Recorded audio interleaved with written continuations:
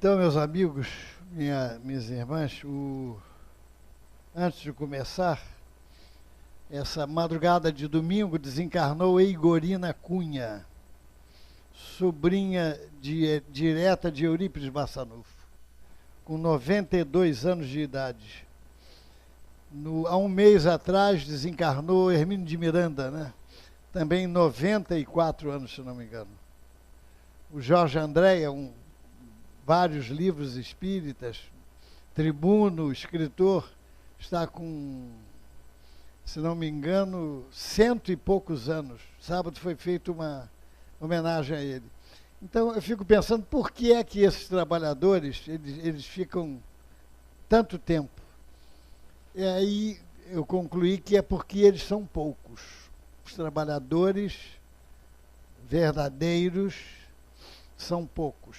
E por serem poucos, aliás, Jesus até falou isso, né? Avisou que devia se orar por ele, e ele orava pelos trabalhadores, sabendo que eles são poucos.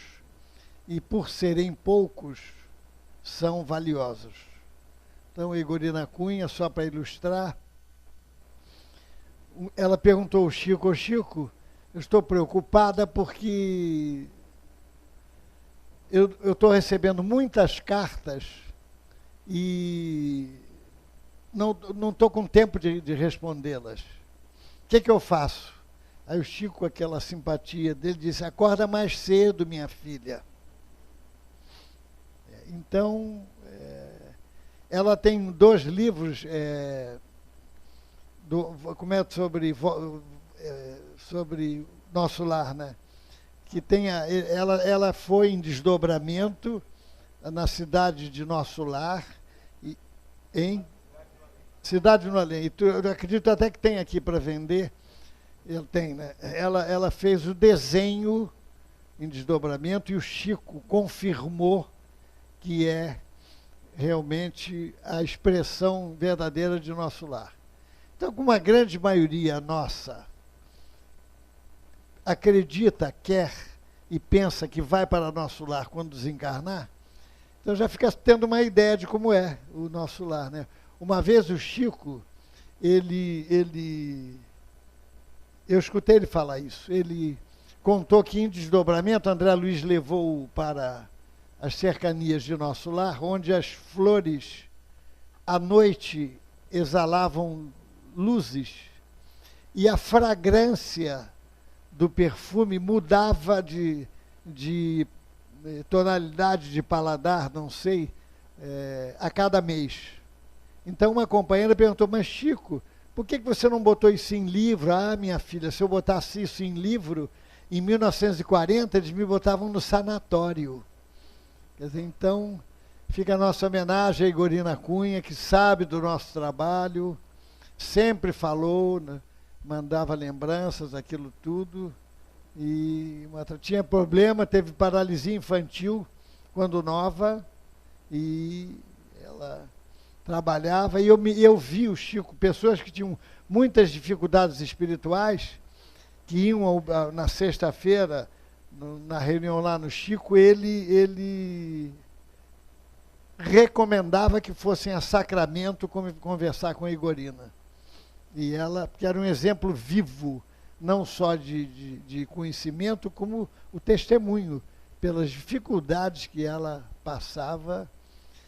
E uma vez uma senhora que tinha recebido a 5ª mensagem do filho desencarnado, receber 5 mensagens do filho desencarnado pelo Chico é luxo, né? E ela estava com espécie de luto, sem pintura, sem brinco, sem nada, um vestido preto. Aí o Chico falou, mandou ela ir, disse que ela fosse a Sacramento procurar a Eigorina. Chegando lá, a Eigorina falou: minha filha, se pinta, dá um jeito, bota uns brincos, uma coisa, você tem 2 filhos ainda para cuidar. Quer dizer, então era um espírito dessa fortaleza moral, né? Bom, nós vamos falar hoje sobre uns apontamentos desse livro, Ceareiros de Volta. Eu não vou perguntar quem leu, porque eu sei que poucos leram. Então, é Edivaldo Vieira, mas esse livro é um livro diferente. Por quê? Porque ele trata a mensagem de espíritas desencarnados. Então, é uma mensagem, é o depoimento de muitos espíritas desencarnados, então é muito importante, porque é a opinião de quem trabalhou aqui na Seara. Então, nós temos mensagens aqui, só para ilustrar, nós não vamos falar toda, porque senão não dá. Ó, de Alberto Seabra, que foi médico homeopata, era espírita, aqui no Rio de Janeiro. Anália Franco, que foi educadora, fundou várias instituições de abrigo à criança no Brasil inteiro. Outros, como seja, Aura Celeste, Adelaide Augusta Câmara, que fez um abrigo, inclusive, para crianças em Botafogo. A Aura Celeste está num livro de André Luiz, que trata da desencarnação, se não me lembro qual é o livro, e que a prece do seu neto movimentou o plano espiritual superior de maneira a retardar a desencarnação dela. Hein? Obreiros da Vida Eterna. Então vejo os créditos daquele espírito, né? Por quê? Porque se ela desencarnasse ali, antes dele crescer, porque ele iria casar com uma moça, e os dois iam dar continuidade ao abrigo. É o abrigo, se não me engano, João Evangelista, que fica em Botafogo, na Mena Barreto, por ali. É uma casa excelente. Então, vejam, então o plano espiritual retardou a desencarnação dela para que as coisas não mudassem o projeto. Tem Camilo Chaves, que foi senador da República, presidente da União Espírita Mineira, amigo de Chico Xavier, e o Claudino Dias da Cruz, enfim, Eurípides Barçanufo, vários e vários. Então está aqui, excelente, os espíritas devem comprar, porque é o depoimento dos espíritas desencarnados. Bom, então vamos começar com um apontamento de Allan Kardec. Eu gosto de colocar aqui, porque o espírita gosta de estudar, né? Ele pesquisa. Então, ele pesquisa, gosta de estudar, de ler. Embora o carioca, o brasileiro, foi feita uma pesquisa agora, ele lê no máximo 6 minutos por dia de livro. Até porque tem internet hoje, né? Então, e tem uma coisa na internet que é o efeito manada, que é a intelectualidade para trás. Porque a pessoa entra no Facebook e vê a fulana curtiu, então deve ser bom, curtiu. Aí todo mundo curte, mas nem lê o que está escrito ali. Ela curte, ela diz, não sabe disso, Ana Paula. Então ela curte, vai curtindo e acabou, não lê aquela coisa toda. Quer dizer, o efeito manada.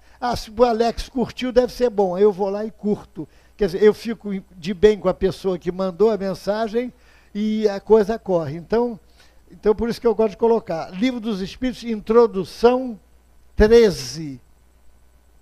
Está lá assim, ó. Kardec disse o seguinte: os estudos espíritas requerem atenção contínua, observação profunda e, sobretudo, como, aliás, todas as ciências humanas, a continuidade e a perseverança. Então, o estudo espírita não se faz como se deveria fazer se não tiver continuidade e perseverança. Então, como é que nós vamos aceitar a autoridade da doutrina espírita dentro desse mar de incertezas que nós estamos vivendo, sem que a gente conheça?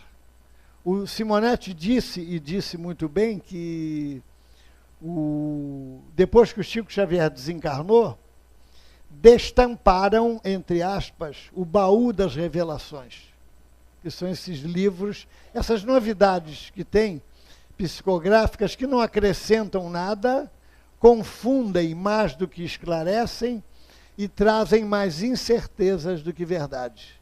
Então, a gente tem que primeiro formar a base, o arcabouço doutrinário, porque aí nós não se deixamos levar nem seduzir por essas informações, porque tem gente que pensa que porque veio de espírito é bom.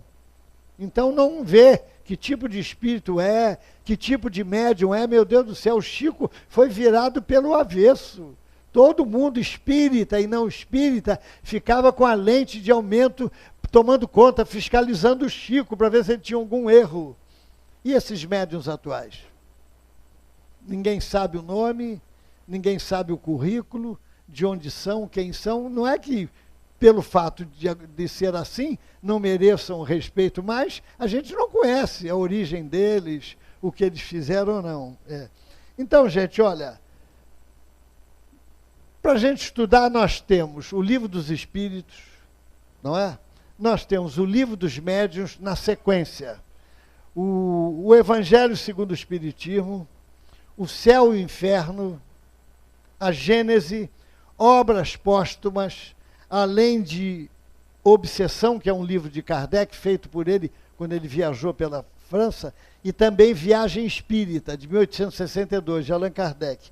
Além disso, nós temos 9 volumes da Revista Espírita.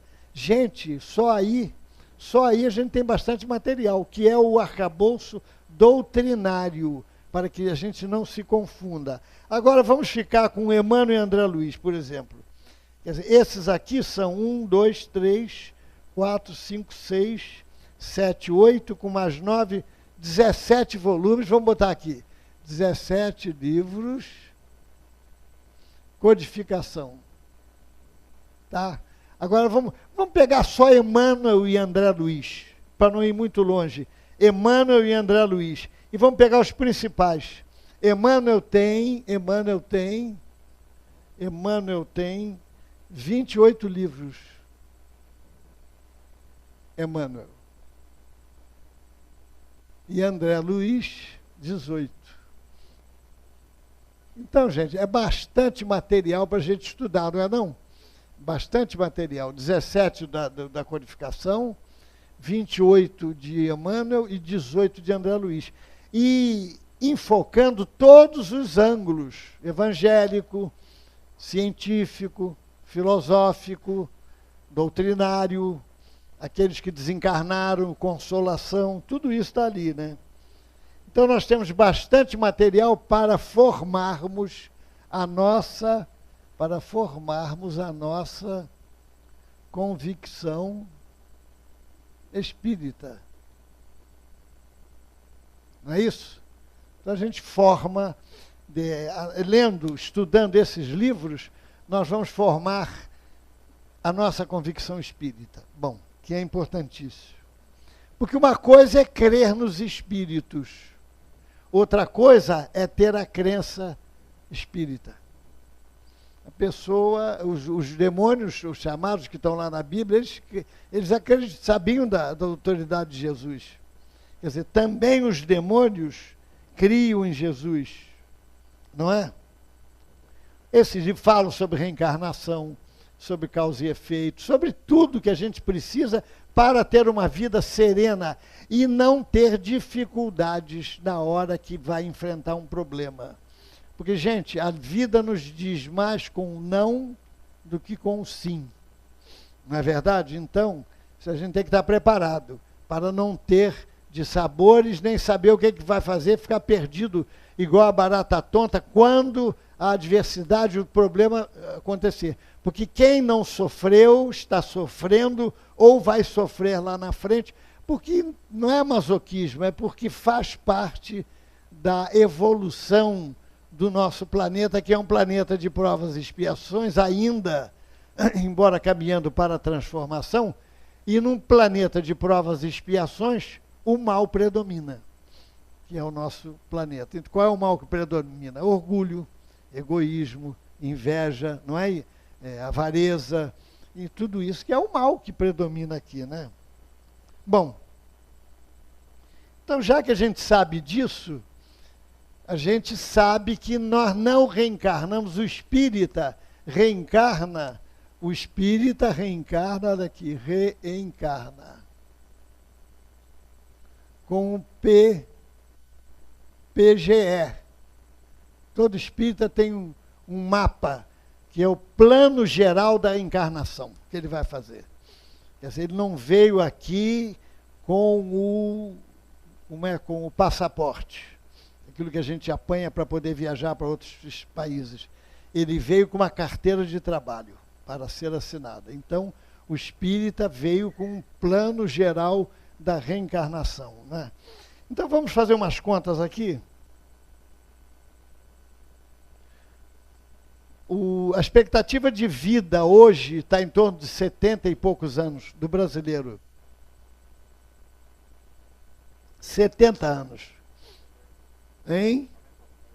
Não, 72 eu li outro dia. Que 80? 80? Não, 72. Bom, 80 até eu ia gostar, claro.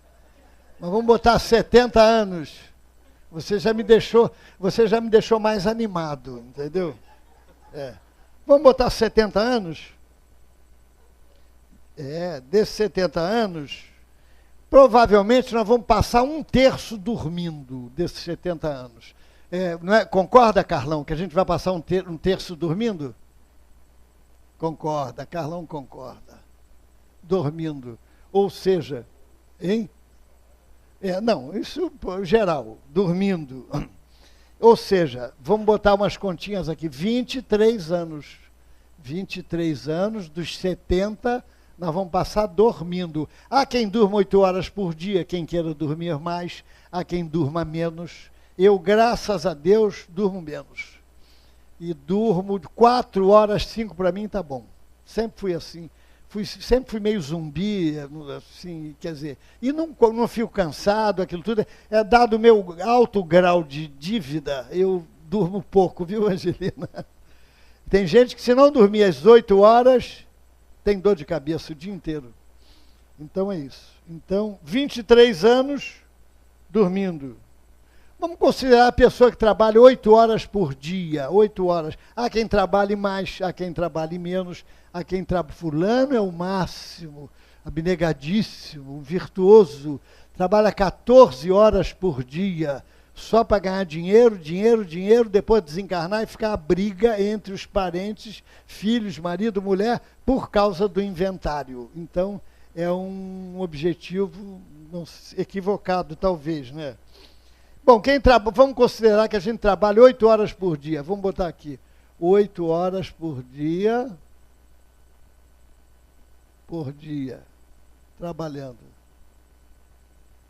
Isso quer dizer que nós vamos ficar, considerando que a gente comece a trabalhar dos 16 aos 24 anos, nós vamos ficar trabalhando 16 anos, mais ou menos, desse total de 70.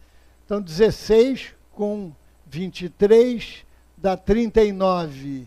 70 menos 39, olha aí. E 31 anos, está diminuindo. Só dormindo e trabalhando profissionalmente. Bom, o Chico Xavier disse certa feita, Chico Xavier, que não fui eu não, foi ele que falou, quem vive uma vida inteira só se dedicando ao trabalho profissional, por exemplo, trabalha 8 horas por dia, depois vem para casa e faz o que todo mundo faz e tem que fazer, quer dizer, comer, descansar, dormir e no dia seguinte trabalhar de novo. Se fizermos isso uma vida inteira, e sob o ponto de vista espiritual, estamos estacionados. Palavra de Chico Xavier.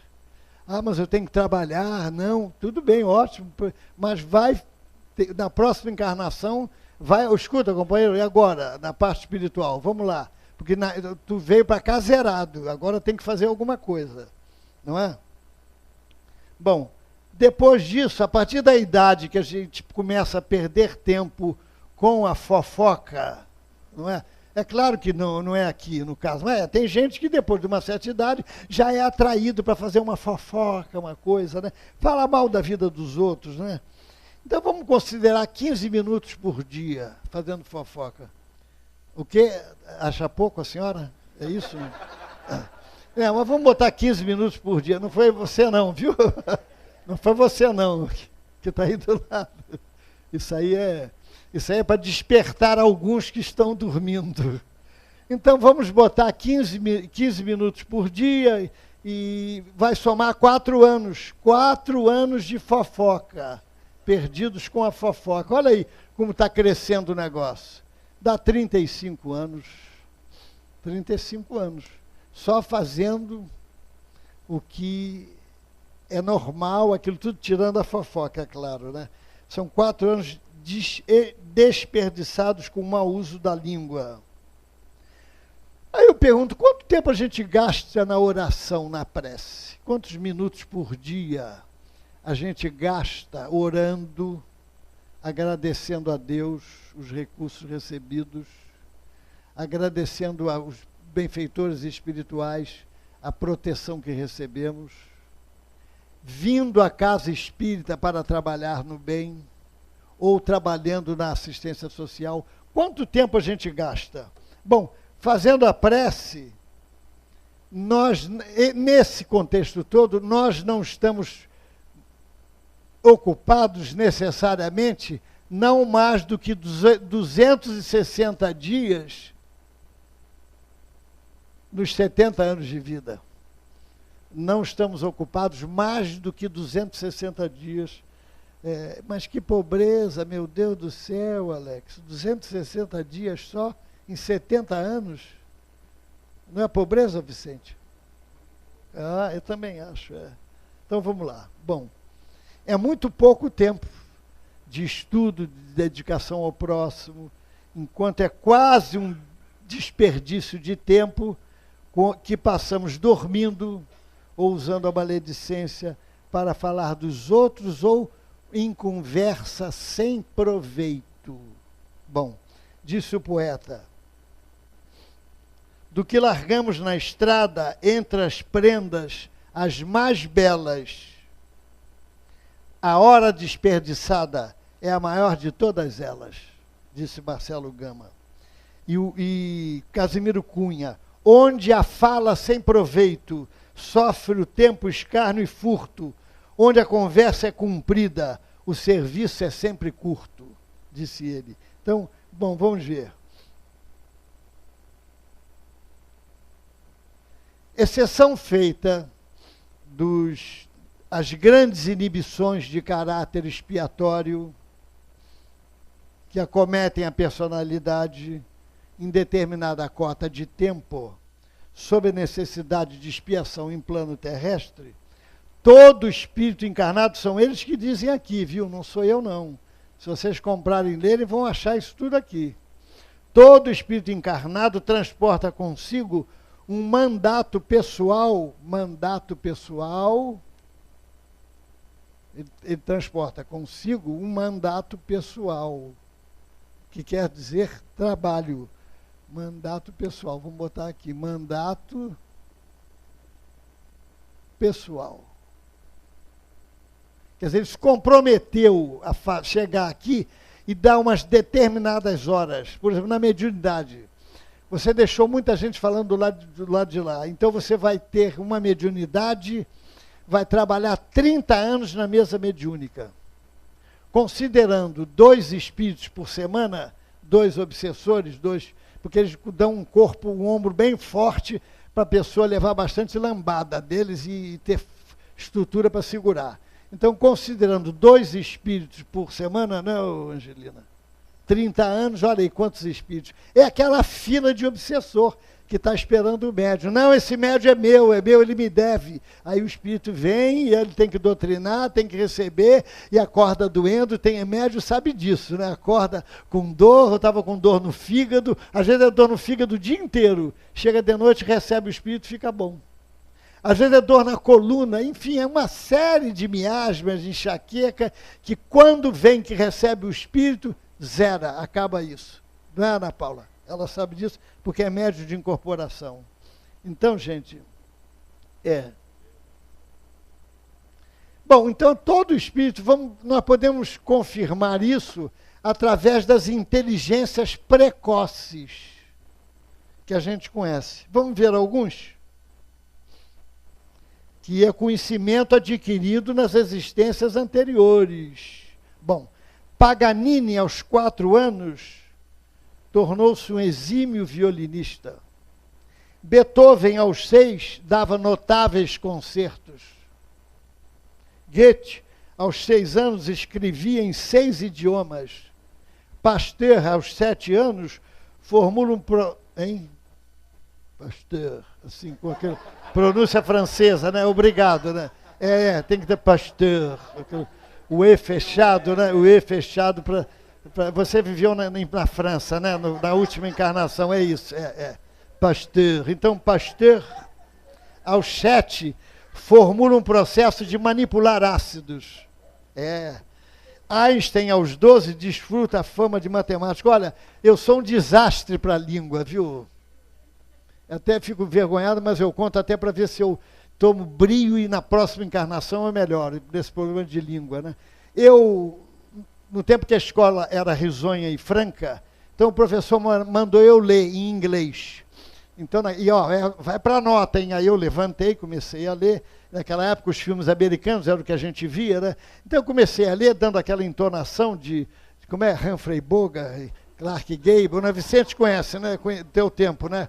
Aí vinha aquilo tudo. No meio da leitura, eu pensava, menos de 8 não aceito, é injustiça. 8 a 10 tem que ser, não pode ser menos. Quando eu terminei de ler, o professor, ele era gozador, brincalhão, boêmio, tocava violão, ele dizia assim, meu filho, agora lê em inglês.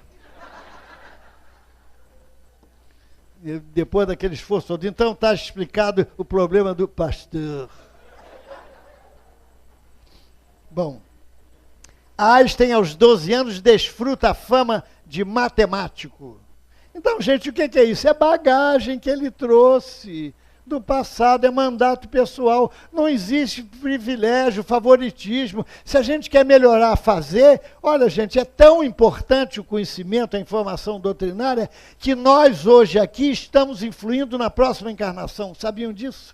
Olha que informação de peso importante para que a gente não se deixe ficar igual a borboleta, deslumbrada, seduzida pela luz que bate na lâmpada e cai morta. Para a gente não perder as horas da encarnação, gente. Nós estamos hoje aqui influindo na próxima encarnação, ainda que a gente venha para dormir. Não faz mal. Durma, venham, olha, quando quiserem dormir, venham dormir aqui. Porque quando tiver calor, o ar vai ser ligado, vai ser uma beleza, porque todo mundo... o espírito vai agradecer porque ele recebe, entendeu? Então, a lista é imensa, não vamos nem falar mais, mas está aqui no livro, né? O anseio de começar cedo, não perder tempo, é próprio das almas iluminadas. Bom, tenho agora uma informação importantíssima. O Gilson que viu, que ouviu, porque Emmanuel está reencarnado em Santo André, em 2000, está com 13 anos.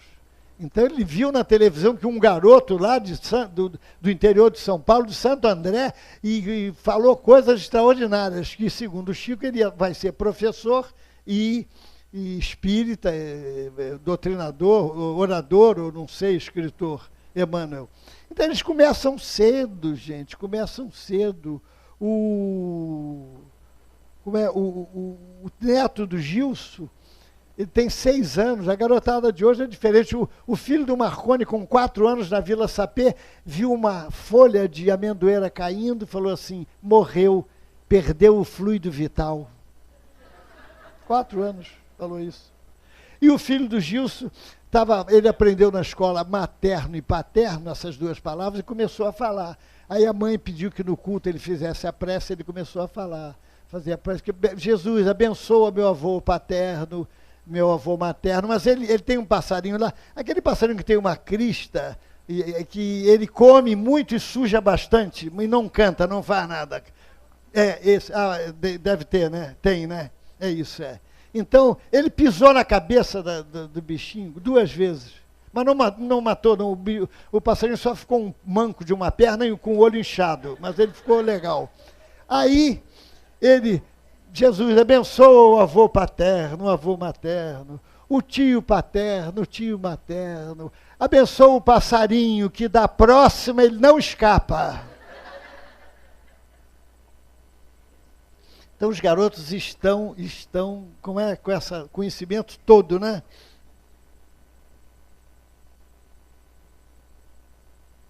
Lameira de Andrade disse: no campo do auxílio ao próximo, por mais anônimo que sejas, não admitas a volubilidade no desempenho das próprias tarefas.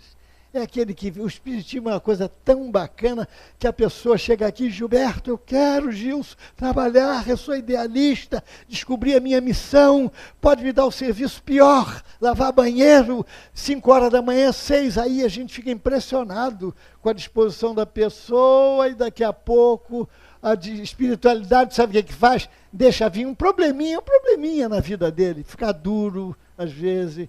a conta de luz vencer, ele não ter dinheiro para pagar, aquela coisa, o chefe olhar para ele de cara feia e dar a promoção para o outro, não dá para ele, enfim, uns probleminhas, aí ele desanima, ele some. Olha, não, eu estou com os problemas aí, quando eu resolver esses problemas, mas gente, o lugar de resolver problema é aqui, que eu saiba é aqui, e não lá fora. Então não admitas a volubilidade no desempenho das próprias tarefas, reconhecendo que ninguém desfruta determinada responsabilidade por simples acaso. E o acaso não existe, a gente sabe disso, né? Ciente dos princípios que lhe orientam o espírita torna-se capaz de orientar as suas próprias ações. Ele não precisa de perguntar a nenhum espírito, a consulta ao espírito para fazer isso ou aquilo. São os caçadores da felicidade por adivinhação. Esse povo que gosta de fazer consulta a espírito, a médium, são os caçadores da felicidade por adivinhação, como se fosse fácil.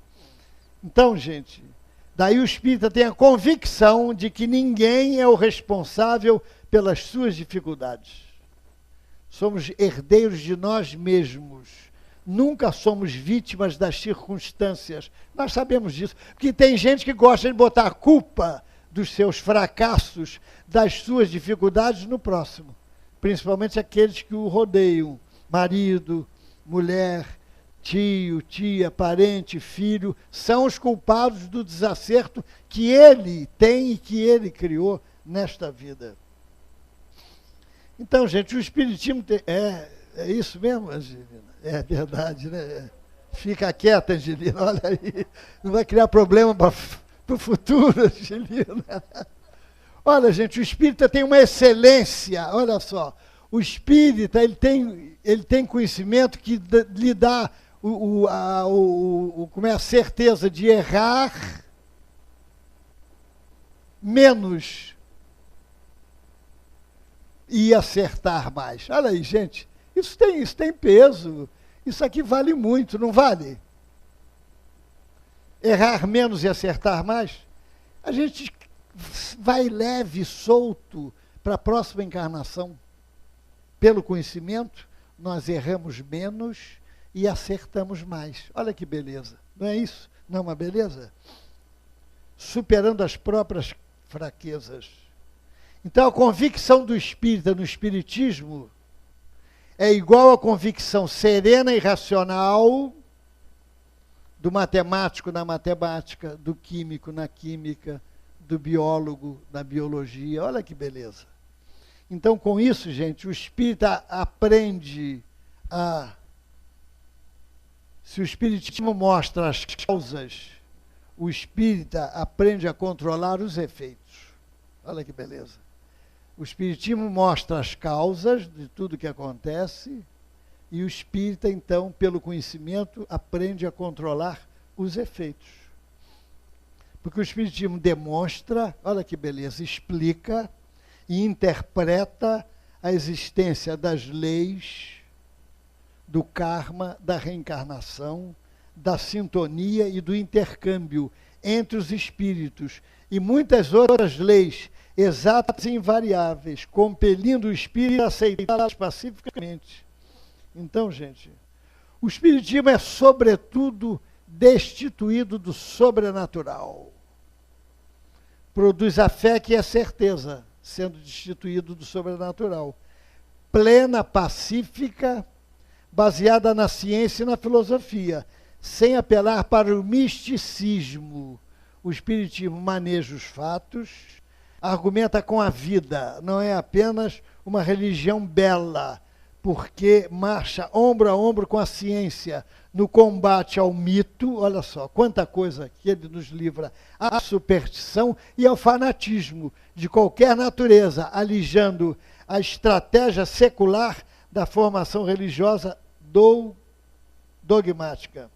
Ele consola como toda religião, mas explicando os porquês. Quer dizer, o consolo que o Espiritismo distribui satisfaz, sobretudo, a razão, fundamentando-se na resposta aos porquês que acicatam a alma. O Livro dos Espíritos, eu digo que é o livro número 1. Por que é o livro número 1? Porque ele responde a todas as questões que sempre inquietaram a humanidade, de onde viemos, quem somos e para onde vamos. Não é isso? É que essas religiões têm dificuldade de ensinar claramente esses contextos. O Espiritismo explica com a maior naturalidade, com a maior facilidade.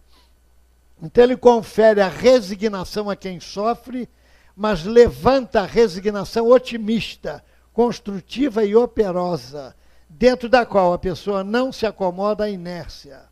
Olha, na Revista Espírita de 1861, veja a importância do conhecimento espírita para consolo.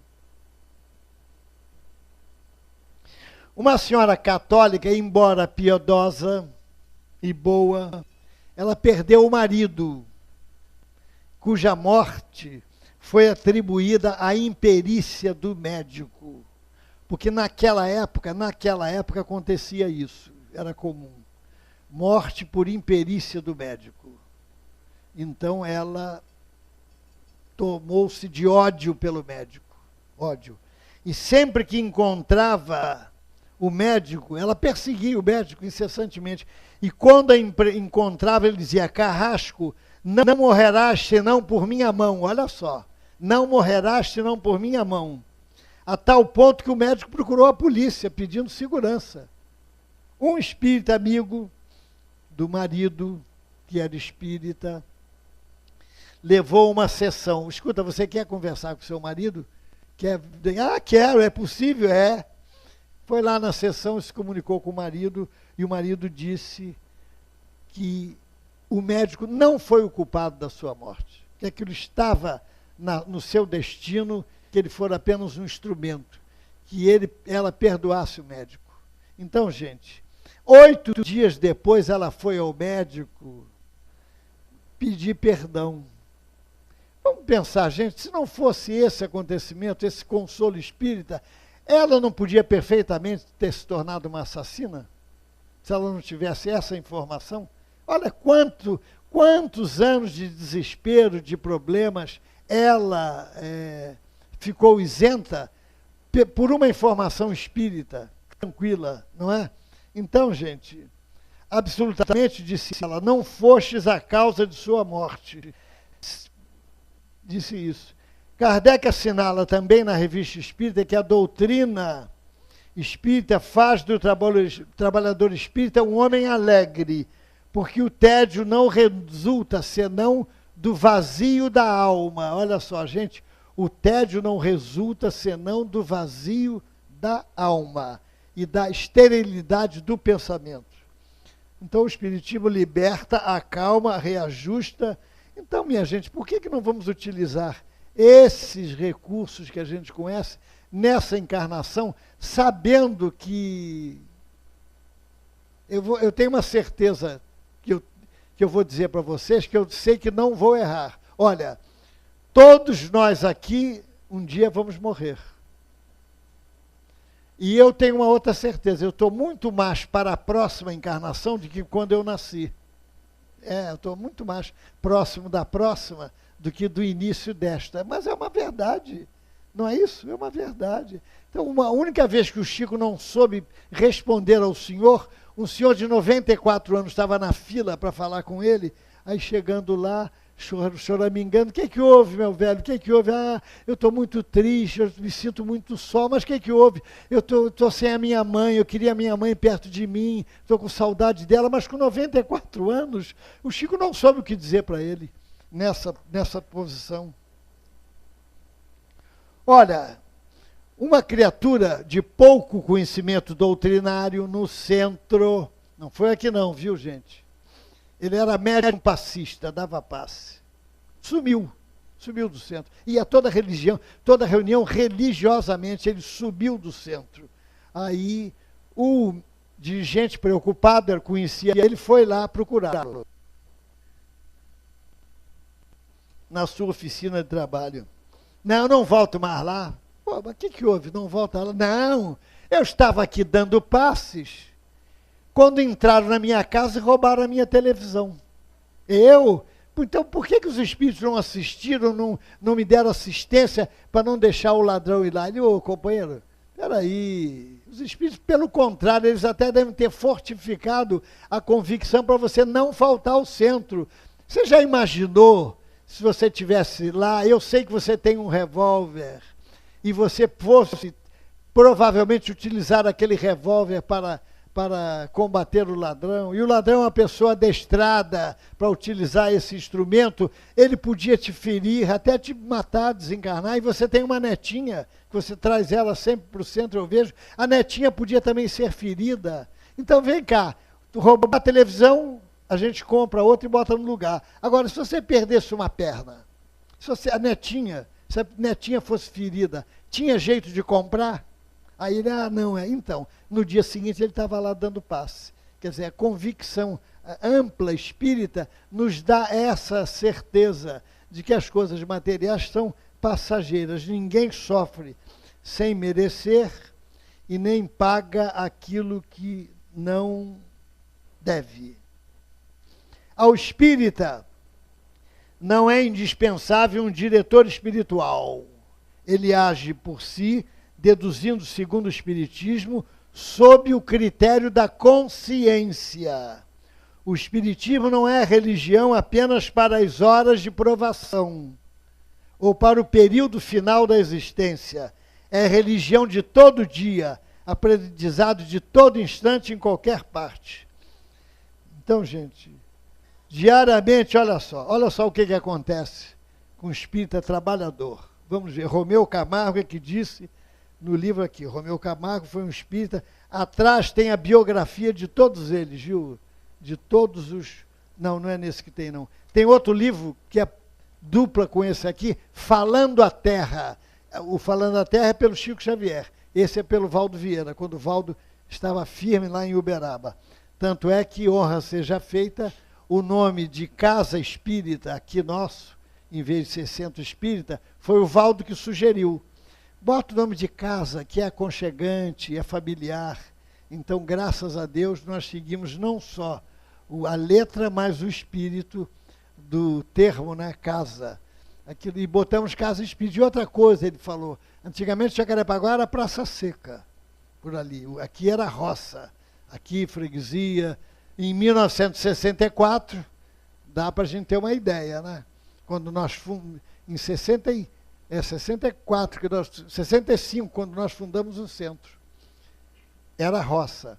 E o Valdo disse, olha, fundem, mas na periferia, porque no meio, na cidade, os ricos, os bem situados materialmente, têm muitos recursos. Então nós viemos para cá, tinham 3 casas aqui, não mais do que 3 casas. E tinha muito barraco, aquilo tudo que depois foi saindo. E olha só, aqui era um matagal, a gente olhava, era um mato, uma área que ninguém construía. Por quê? Porque era uma praça.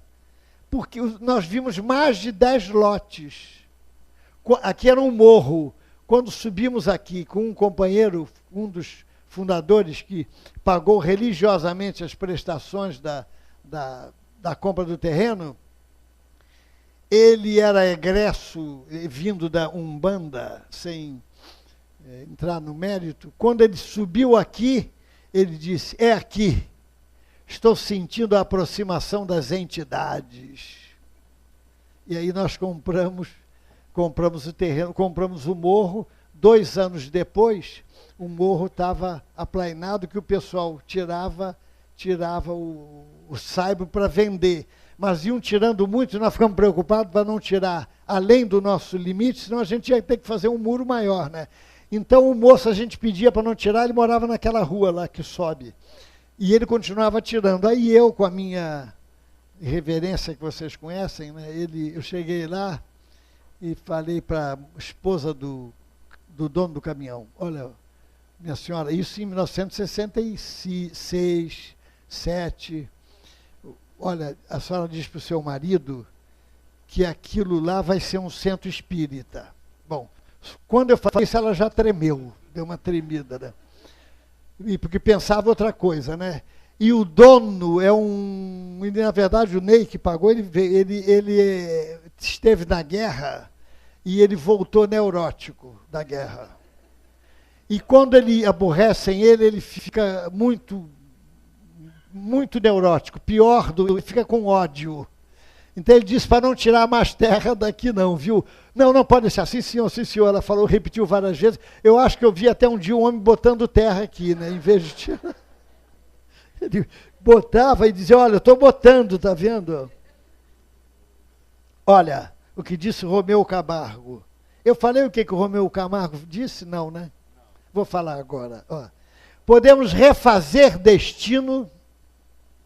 As intercessões que partem da altura na lei do merecimento, aurido no trabalho em favor dos outros, vou repetir, as intercessões que partem da altura na lei do merecimento, aurido no trabalho em favor dos outros, alteram continuamente o itinerário das existências, há miríades de mortes retardadas, inumeráveis provações substituídas, austeras expiações minoradas e milhões de golpes frustrados. Para quem trabalha. Para quem é pedinte, não sei se dá jeito. Mas para quem trabalha, a gente vê, os trabalhadores estão indo longe, com 80, 90, sei lá, né? Então, minha gente, por quê? Porque a lei de Deus é amor, é educativa, não é punitiva. A lei de Deus é de aperfeiçoamento. E quando a lei vê porque tem dois mecanismos. Olha, existe a misericórdia geral e a suplementar. A geral é que todo mundo tem. Tem o facínora, tem o homem do tráfico, da violência, que é os anticorpos, é aquilo que dá as condições a ele de viver bastante, para ver se ele muda nessa encarnação. É a misericórdia geral. Agora, a misericórdia suplementar, somente a criatura que aciona. A misericórdia suplementar, somente quando nós acionamos. Ela está lá, ela está dormindo direitinha na nossa ficha espiritual. Eu vou botar aqui, misericórdia suplementar, que é acionada hein, Alex? Ela é acionada pelo... Quem é que aciona a misericórdia suplementar em nosso favor? Ela é acionada pelo... Oh, gente, olha aqui, é tranquilo. Merecimento. É a lei do merecimento, isso é uma lei. Então, quando nós passamos a trabalhar no bem e na caridade, quando nós deixamos de pensar muito em nós e guardamos um pequeno espaço mental que seja para vir trabalhar em favor do próximo, nós movimentamos, acionamos o site, vamos dizer assim, do merecimento. Porque é uma lei, isso é uma lei de Deus, o merecimento. Então, ele é acionado a nosso favor. Quanta coisa que iria acontecer na gente não acontece. Bom, estamos acabando, viu, Gise? O Espiritismo veio mostrar a distância que separa a mediunidade técnica da mediunidade empírica. Uma leva a fé raciocinada, a técnica. A outra produz superstições, crendices, dogmas e a fome do maravilhoso. Sabemos que milhões de criaturas integram a clientela dos adivinhos, bilhões, no mundo inteiro. E nunca foi tão avantajado na Terra o continente de organizações, livros, folhetos, revistas de vaticínios, encantamentos, bruxarias, exaltando o fantástico e o sobrenatural. Nunca. Basta a gente ver na televisão. Nunca tantos curiosos consultaram tantos embusteiros, impostores, cartomantes, ledores de buenadicha e os mais diversos, extravagantes charlatães como agora. É fácil a gente ver. Então, pregando a mediunidade técnica, o espiritismo combate hoje as mesmas mediunidades empíricas e as mesmas ideias supersticiosas que proliferaram nos séculos medievais. Que as pessoas continuam muitas vezes encantadas por isso, porque não querem esforço, querem a cura sem depressa, sem custo e sem que tenha que fazer alguma coisa, sem que tenha que mudar o seu comportamento, a sua maneira de ser. Não tem condição. O terreno ingrato e proliferam porque encontram terreno fértil, o terreno ingrato das conveniências e das comodidades crônicas da humanidade. E para encerrar, Vidas Dúplices, que está nesse livro de Pedro Richard. Vidas Dúplices. Pedro Richard fundou o André Luiz, junto com Newton de Barros, com Jacques Aboab. Vidas Dúplices. Vamos ver que tipo de vida é essa.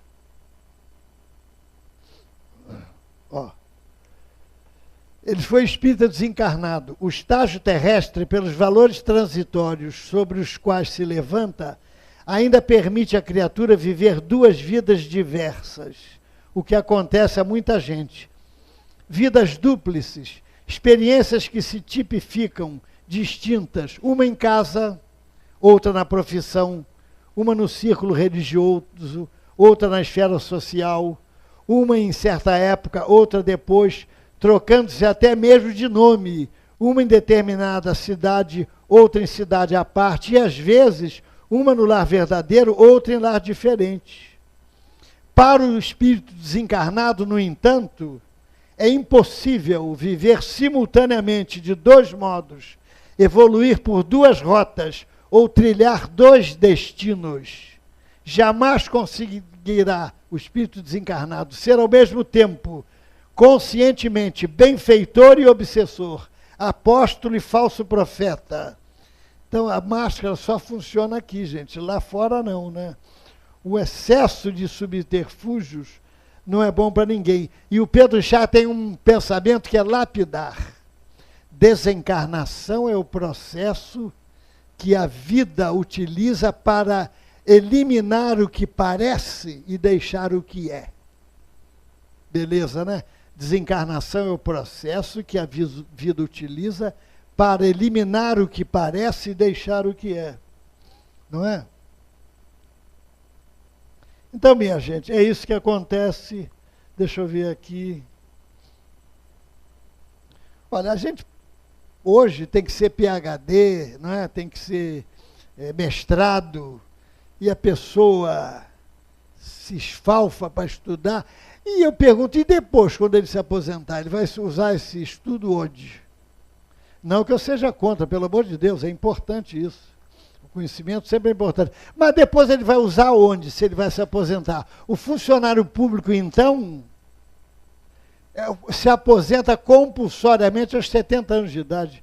Queira ou não queira, esteja na ativa ou não, lúcido, ele é obrigado a se aposentar aos 70 anos de idade, porque é uma lei do funcionalismo público. Nós vimos agora no Superior Tribunal, no ano passado, né, que Aires Brito, aquele outro, criaturas com um pensamento ainda altamente lúcido e positivo na jurisprudência, no direito, na justiça, e que se viram obrigados a sair. E agora, o ensino espírita. O conhecimento espírita, comparando. Porque o cara se aposenta, depois vai para a praça, jogar dominó, jogar baralho, aquilo tudo, e acabou. E depois vê televisão, brigar na fila do banco, eles brigam, até fisicamente, se for o caso, brigar na fila do caixa, para voltar correndo para casa para fazer o quê? Nada. Discutir com a mulher ou ligar a televisão. É o Vale a Pena Ver de Novo. Não, antes tem o Encontro com Fátima Bernardes, 10h30. Video show. Ela vê, ela está por dentro. Depois tem aquele Malhação. Depois tem, agora vai até altas horas, tem Saramandaia. Olha, eu não vejo televisão não, viu? A minha mulher que me fala. Ela também não vê não, ela... Hein? Pois é. Mas não vejo não, graças a Deus que eu não vejo. Gente, não há nada pior para o espírita do que ser trabalhador sem trabalho. Não há nada pior para o espírita desencarnar na condição de trabalhador sem trabalho. Não importa. Os espíritas que alcançaram a maturidade espírita são aqueles que compreenderam que a doutrina espírita e a mediunidade são duas realidades tão distintas quanto a água e o vaso que a contém. Então, minha gente, vamos pensar nisso. Olha, advertiu Eurípides, não há reforma sem renovação profunda, nem renascença da alma, sem que se desatem os laços da rotina comodista. Então, meus amigos, pensemos nisso, porque o tempo não para, Um coronel alemão que tomava conta de uma obra na África Oriental, quando a Alemanha tomou conta da África, os trabalhadores primitivos, ele tomava conta, estavam fazendo assédio do governo. Chegou lá, um dia, ele precisou ir à cidade, se ausentar, e pegou, olha, eu vou à cidade, chamou os trabalhadores, reuniu, mas eu vou deixar um dos meus olhos aqui, ó. Tirou o olho de vidro, que ele tinha um, e botou na janela, ó, tá olhando para vocês. Aí, quando ele chegou, 4 horas depois, uma beleza, todo mundo trabalhando, olhando para o olho, trabalhando na enxada, e olhando para o olho. Aí, no dia seguinte, poxa, achei a chave mágica. No dia seguinte, ó, o olho está aqui, vou ter que dar uma saidinha, né? Quando voltou, uns cochilavam, outros dormiam. Que ele olhou, eles tinham colocado um chapéu em cima do olho. Então, gente, não tem jeito botar um chapéu na nossa consciência. Não vai funcionar. Depois, na morte, no além, a dor que mais agonia, disse Antônio de Castro, é a mágoa de não ter feito todo o bem que podia. Então, gente, o tempo urge, passa o tempo e corre tanto em sua marcha milenar, indiferente ao riso, ao pranto, alheio às dores e alegrias, vai pondo os dias sobre os dias como parcelas a somar. Ódios, lutas, paixões e enganos nem sempre o podem retardar. Sempre embolsado em seus arcanos, vai pondo os anos sobre os anos, em sua conta de somar. Passa o presente a ser passado, o futuro a ser presente e a ser passado a de passar, enquanto o tempo indiferente, seu constante caminhar, em sua marcha indefinida, vai pondo vida sobre vida em sua eterna conta de somar. Muita paz. Obrigado a todos.